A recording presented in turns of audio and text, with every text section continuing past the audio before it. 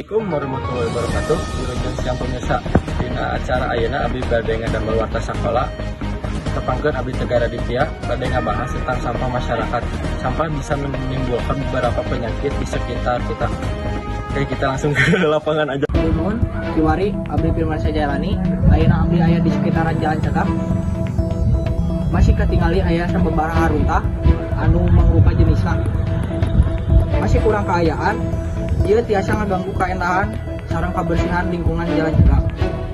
Ayeuna abdi parantos sareng saya izin narasumber namina Haris. Sama lingkungan di Jalan Cekap. Jadi inti nama warga Jalan Cekap masih banyak yang buang sampah sembarangan. Kita bisa lihat sendiri itu banyak sampah berserakan, apalagi di bawah solokan ya.